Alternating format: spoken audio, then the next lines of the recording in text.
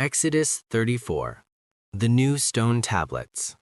The Lord said to Moses, "Chisel out 2 stone tablets like the first ones, and I will write on them the words that were on the first tablets, which you broke. Be ready in the morning, and then come up on Mount Sinai. Present yourself to me there on top of the mountain. No one is to come with you or be seen anywhere on the mountain. Not even the flocks and herds may graze in front of the mountain." So Moses chiseled out 2 stone tablets like the first ones, and went up Mount Sinai early in the morning, as the Lord had commanded him, and he carried the 2 stone tablets in his hands. Then the Lord came down in the cloud, and stood there with him, and proclaimed his name, the Lord.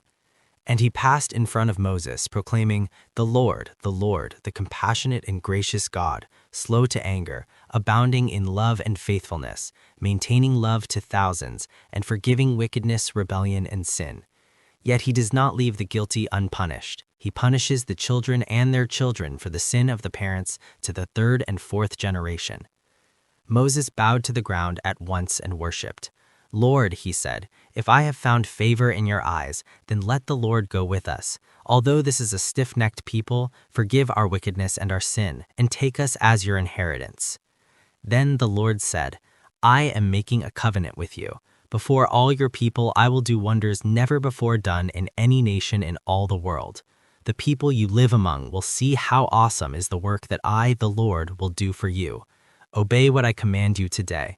I will drive out before you the Amorites, Canaanites, Hittites, Perizzites, Hivites, and Jebusites. Be careful not to make a treaty with those who live in the land where you are going, or they will be a snare among you. Break down their altars, smash their sacred stones, and cut down their Asherah poles. Do not worship any other god, for the Lord, whose name is jealous, is a jealous God.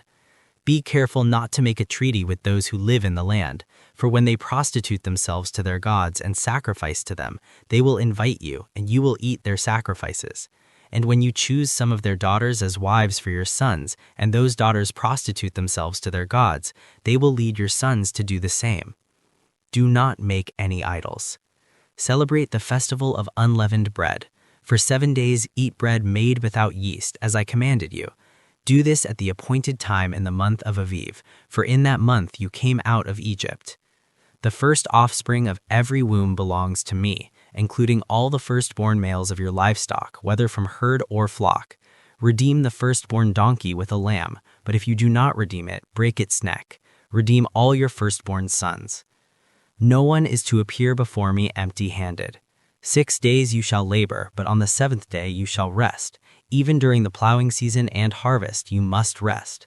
Celebrate the festival of weeks with the first fruits of the wheat harvest, and the festival of ingathering at the turn of the year. 3 times a year all your men are to appear before the sovereign Lord, the God of Israel.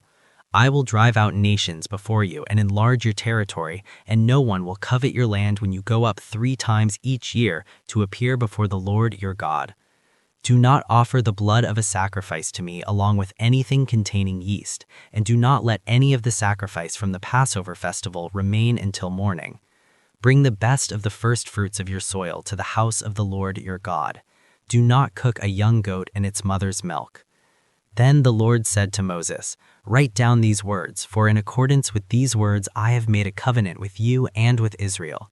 Moses was there with the Lord 40 days and 40 nights without eating bread or drinking water, and he wrote on the tablets the words of the covenant, the 10 commandments. The radiant face of Moses.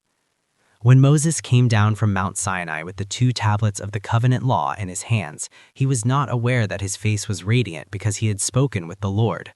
When Aaron and all the Israelites saw Moses, his face was radiant, and they were afraid to come near him. But Moses called to them.